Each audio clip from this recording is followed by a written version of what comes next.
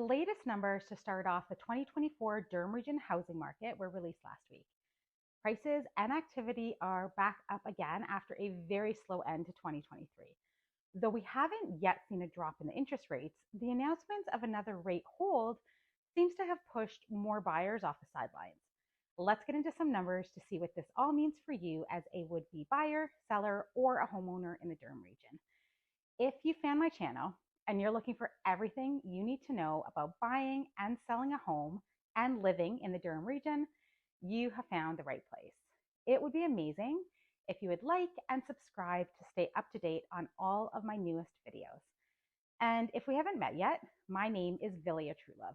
I'm a local Durham Region real estate agent, and I love hearing from people just like you.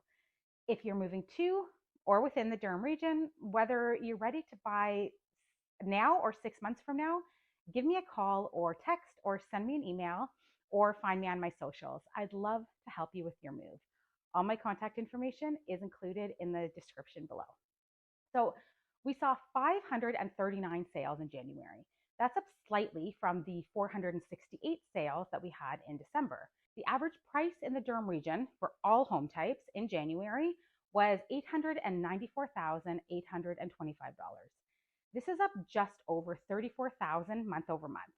Average price in December was just over $860,000.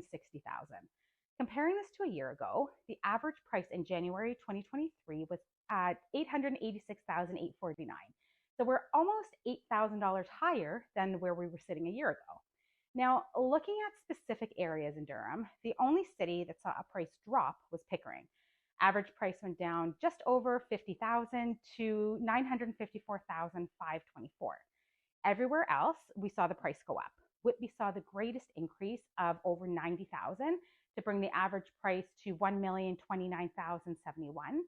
But Oshawa also saw a healthy increase of over $61,000 to bring the average price to $789,252. We started to see multiple offers come back in January as well, and more sellers going with the price low and set an offer date strategy. Not all the homes that went multiple had offer dates or were purposely priced really low, though. We also saw homes that asked for 24 hours irrevocable on their offers that seemed to be priced competitively, but pretty fairly, also go multiple. 24 hours irrevocable means that the seller wants up to 24 hours to respond to an offer. So this gives a chance for other buyers to come in because the seller's sort of sitting on that offer for a day. We also saw homes that had either sat on the market for months finally sell and for good prices, or homes that couldn't sell last year get put back on the market and sell very quickly. I saw a few that were able to sell for quite a bit more than they were asking in November, for example. The average sale to list price stayed at 99%, so we weren't in a place yet where we're seeing all homes sell for over asking. This varied by location, price point, and home type. As we're getting through February, I am seeing underpricing and multiple offers become more and more the norm every week.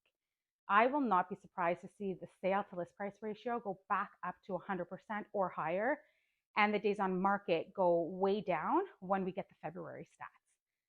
So how much the seller and listing agent choose to underprice the home by will also play a big part. You may have read the news story about the home in Mississauga that received 85 offers.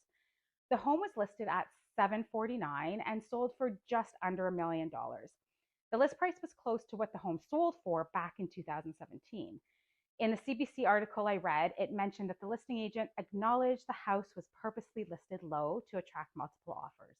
Obviously, many agents say that this is what the home was truly worth anyway. Hard to say if they listed at $1 million, would they have gotten $1 million?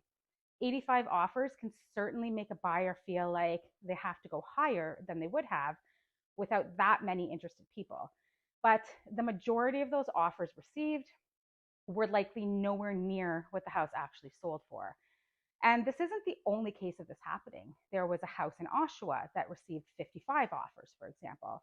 And most houses now that are pricing low, though not necessarily crazy low, are still getting 4, 5, 6 offers in many cases. So regardless of whether this is the best strategy or how you personally feel about it, it does show that buyers are feeling much more confident with making an offer.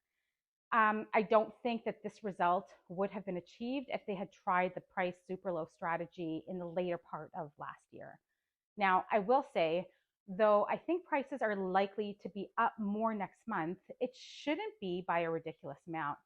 The houses that are underpriced and selling with three, four, six offers aren't seeing them sell for what you'd consider overvalue in most cases. So for the most part, if a house is listed at 799, for example, I can look at comparables and say that house should sell for around 850, and it's actually selling for around that price. So we're nowhere near what we were seeing during the COVID days when prices seemed to go up 50,000 every week. Months of inventory was at 1.4 for January. That's down from the already low 1.8 that we had in December. Typically, the greater the months of inventory, the more sellers there are compared to buyers, which puts us into a buyer's market.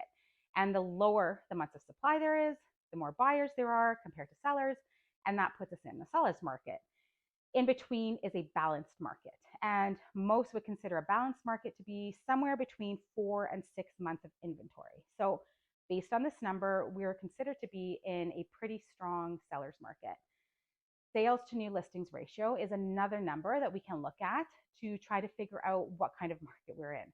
This divides the number of sales by the number of new listings. This percentage decreased from 99.2% in December down to about 65%. Typically, around 50% is considered a balanced market. Going lower is getting into buyer's market territory, higher seller's market. So this number also suggests that we are in a seller's market right now. We saw more buyers come out, but we also saw a dramatic increase in sellers. There were 828 new listings in January compared to 472 in December. A good part of this is just seasonal. A lot of sellers like to wait until after Christmas to put their house on the market. Days on market has increased further to 33 days on average, up from 25. Now, I think part of this has to do with the fact that, like I mentioned earlier, we saw houses that had been sitting on the market from November and December, even as far back as October in some cases, finally sell in January. So these higher numbers may have skewed the average a bit.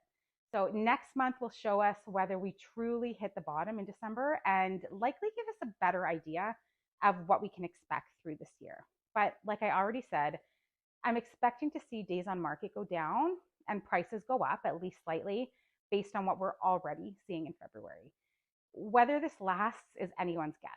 It could just be pent up energy from buyers, and things could start to even out as we get into the spring market and see more sellers put their homes on the market as well.